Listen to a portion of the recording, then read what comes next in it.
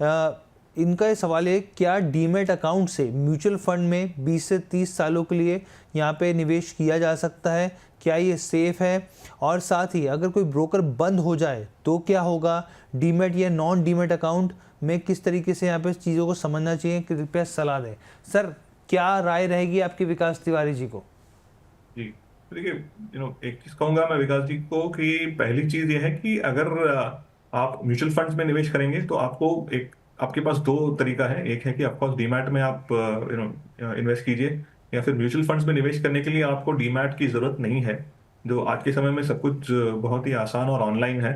हालांकि mutual fund की दुनिया में उसे फिजिकल मोड कहा जाता है, लेकिन सब कुछ ऑनलाइन है।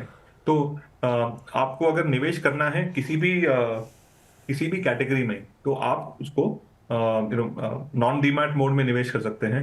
हालांकि आपका जो अगर प्रश्न, अगर मैं सही पढ़ रहा हूं, तो आपका पॉइंट ये है कि अगर डीमैट में हमने कभी निवेश किया हुआ है और लंबे समय के लिए है, तो डीमैट जो है, देखिए बेसिकली एक होता है स्टॉक ब्रोकर, और उसके उसके साथ होता है आपका डिपॉजिटरी पार्टिसिपेंट, जहाँ पे आपके शेयर जो है वो आपके डीपी या डीमैट डीमैट अकाउंट में जो रहते हैं वो उनके पास होता है। तो आपके भले आपके स्टॉक ब्रोकर जो है, अगर उन्होंने अपना कारोबार कुछ बंद किया या फिर कोई भी रीजन से कुछ हो गया, तो आपके शेयर्स सुरक्षित होते हैं डीपी में।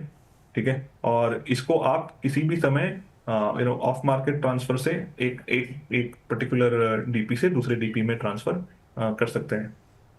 ठीक है सर, और अगर कोई यहाँ पर ब्रोकर बंद हो जाए तो क्या किया जाए?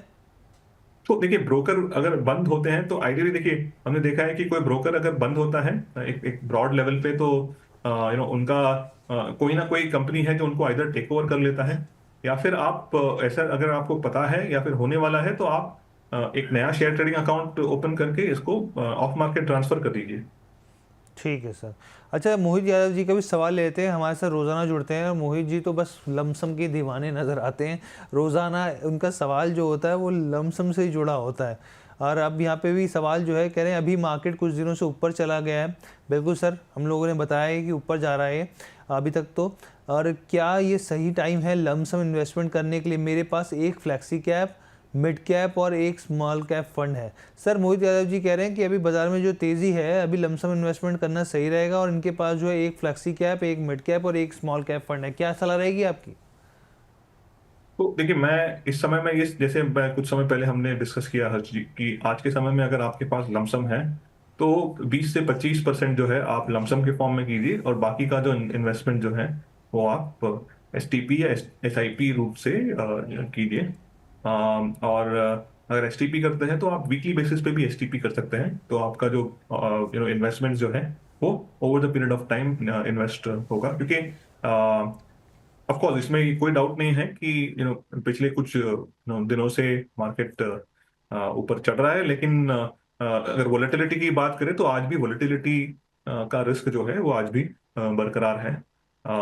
और अगर आप निवेश करें लमसम, तो फ्लेक्सी कैप, या फिर आपने अगर लार्ज एंड मिड कैप या फिर लार्ज कैप कहा, ऐसी कैटेगरीज में निवेश करें, ना कि लमसम स्मॉल कैप में।